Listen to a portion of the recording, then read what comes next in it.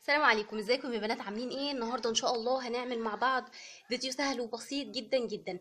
هنعمل دستة من الجاتو، نص دستة من جاتو الشوكولاتة ونص دستة من جاتو الفانيليا بأقل وأبسط الإمكانيات وأقل المقادير. هنعمل كل ده بتكلفة حوالي 20 جنيه، يعني دولار واحد. دستة جاتو كاملة، طبعا احنا لو بنجيبها بره بنجيبها ب100 جنيه مش ب20. بس فأقل من ربع التكاليف بتاعتها. احنا هنحتاج لدستة الجاتو كلها ربع كيلو من كريم الشانتيه، وده بيبقى بحوالي 15 جنيه، النوع الكويس جدا منه كمان. بس وان شاء الله هينال اعجابك جدا. هنعمل كل نص دستة لوحدها ب3 بيضات. لو انت حابة ان انت تعملي الدستة كلها على بعضها، بتحطي المقادير كلها على بعضها، بتضاعفي الكمية وتقسمي الكيكايه من النص ويديكي ضعف المقادير لو هتعملي الكيكه كلها شوكولاته او هتعمليها كلها فانيليا. ده طبعا يرجع لاختيارك. فعايزه اقولك الحاجه الوحيده بس اللي مش هنضيفها هي البيكنج باودر. هنحط كيس في كلتا الحالات، يعني حتى لو هنضيف الكميه هنحط كيس بيكنج باودر واحد بس على الكميه كلها بس. والمقادير ان شاء الله بسيطه جدا وسهله جدا، وان شاء الله تنال اعجابك قوي قوي. نقرب كده من قطعه من الجاتو وادوقها معاكم ونشوف طعمها ايه. شايفه انا دايما دايما في قطع الجاتو فظيعه يعني. بس انا عايزه اقولك انها طريه جدا بالشكل ده اهو. ده شكلها.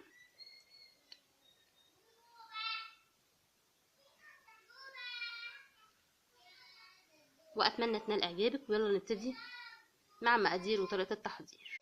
اول حاجه هنبتدي نعمل جاتو الفانيليا.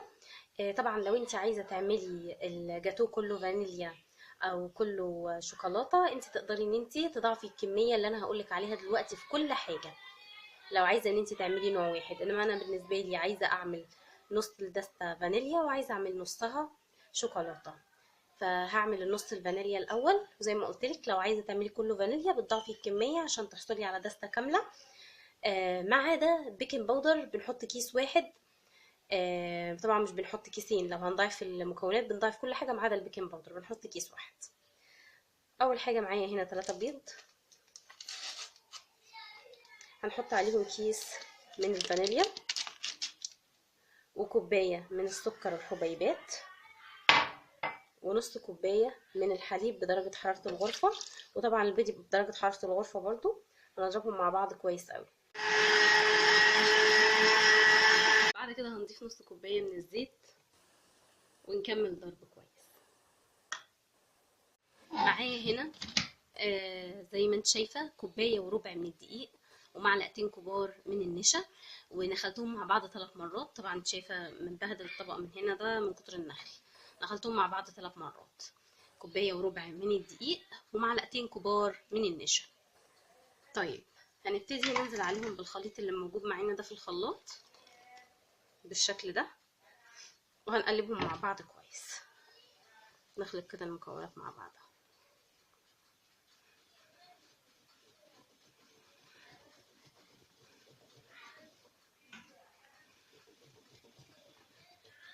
همزج المكونات مع بعضها. هضيف كيس من البيكنج باودر اللي هو 16 جرام العادي،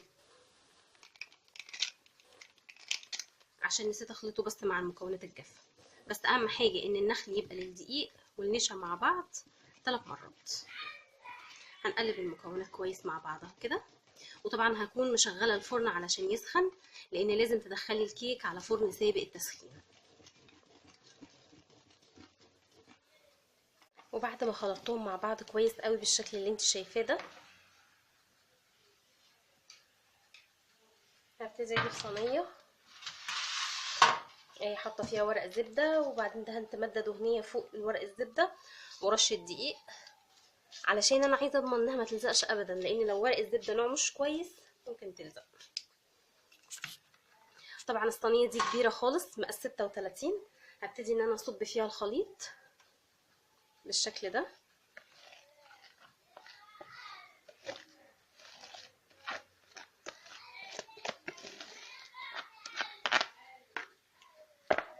وهسوي الخليط جوه الصينيه بالراحه كده.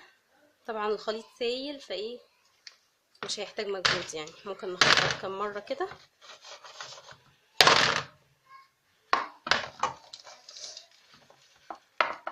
هيفرد لوحده.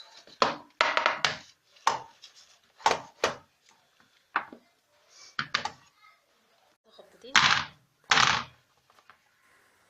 بالشكل ده. بس تسوى فيها الخليط زي ما انت شايفه. هنبتدي ندخلها في الفرن على درجه حراره 180 في الرف الاوسط. مش هتاخد معانا وقت خالص، من 10 دقايق لربع ساعه. وعقبال ما نطلعها من الفرن نكون عملنا الخليط التاني اللي هو خليط جاتو الشوكولاته.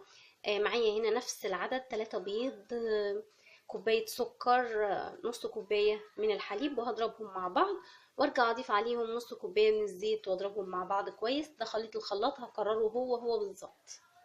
ضربنا اهو كل المكونات في الخلاط زي ما قلنا، زي المكونات الاولانيه بالظبط. 3 بيض وكيس فانيليا وكوبايه سكر ونص كوبايه لبن ونص كوبايه زيت.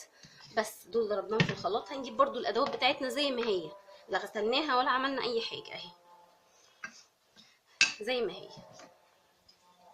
وهنصب فيها الخليط بالشكل ده.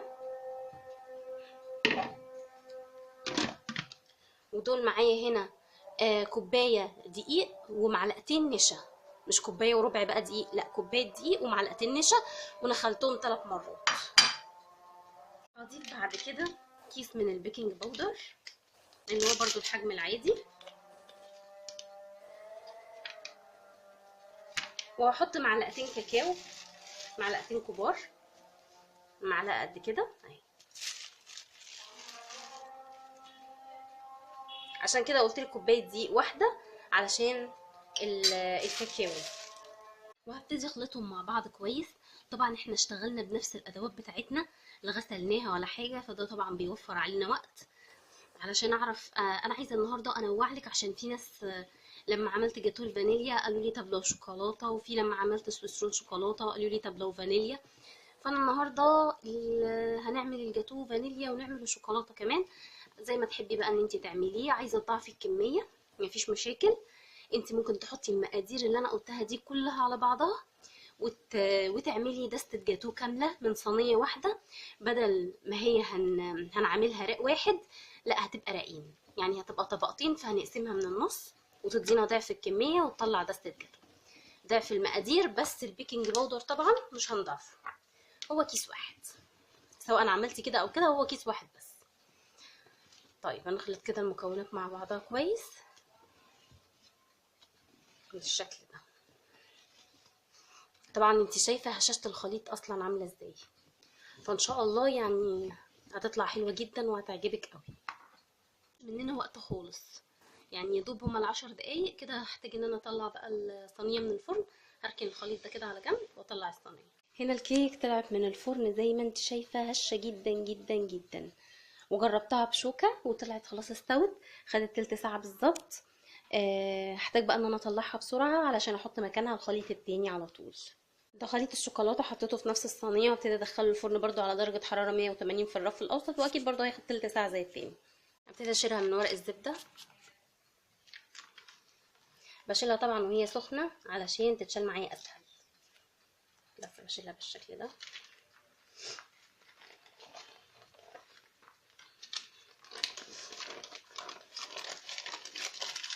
طبعا فاتحه جدا زي ما انت شايفه، ولونها تحفه وريحتها تحفه بصراحه، هي من الاخر تحفه. بس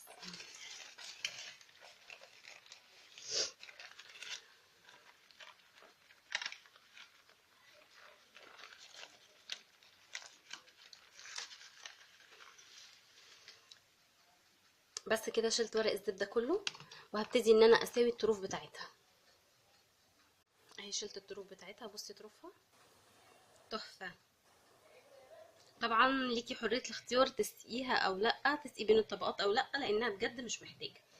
طيب هبتدي ان انا اجيبها بالطول كده 3 شرايح كده عشان يبقى بشكل باين لك اهو. هجيبها بالطول، هقسمها 3، اقسمهم قد بعض بالظبط اهو. من ال3 طبقات عندي اهو، ادي اول طبقه وتاني طبقه وتالت طبقه، قطعتهم. طبعا انت شايفه قد ايه هي هشه وجميله، بسم الله ما شاء الله الطبقات بتاعتها.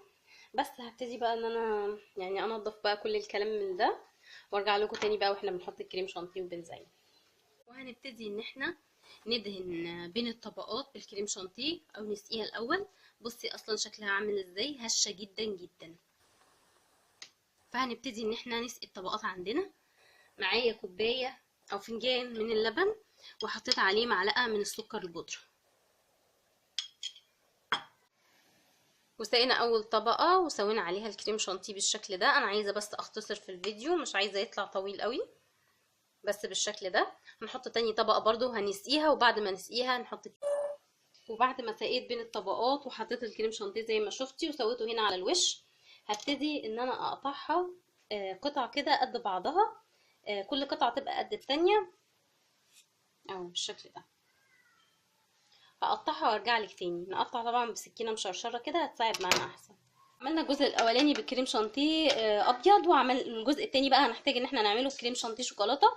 فانا حطيت كريم شانتيه عادي بنفس المقادير ونفس كل حاجه، بس ضفت معلقه كبيره من الكاكاو ونقصتها من الكريم شانتيه.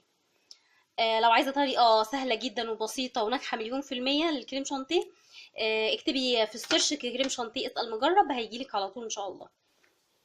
وهنشتغل على الشوكولاته زي ما اشتغلنا على التاني بالظبط. هنبتدي برضو ان احنا نسقيه باللبن اللي عليه سكر بودره بالشكل ده، وكل طبقه نسقيها نحط فوقيها الكريم شانتيه. وقطعتهم بالسكينه المشرشره زي ما انت شايفه كده، وابتدي ان انا احطهم في طبق واحطهم في التلاجة شويه عشان اعرف اكمل تزيينهم، الكريمه بتاعتهم تجمد شويه. التزيين طبعا بسيط جدا فما صورتوش علشان كده. عملت زجزاج كده، سيحت قطعه شوكولاته كده خام وعملت بيها زجزاج بس، ما عملتش اي حاجه تانية خالص. فعشان التزيين بسيط قوي قلت ما اضيعش وقت فيه، وبكده يكون الفيديو انتهى. 12 قطعه قدامنا اهو بأقل تكلفة، وإن شاء الله الفيديو يكون نال إعجابكم. ما تنسونيش في لايك وفي اشتراك. والسلام عليكم ورحمة الله وبركاته.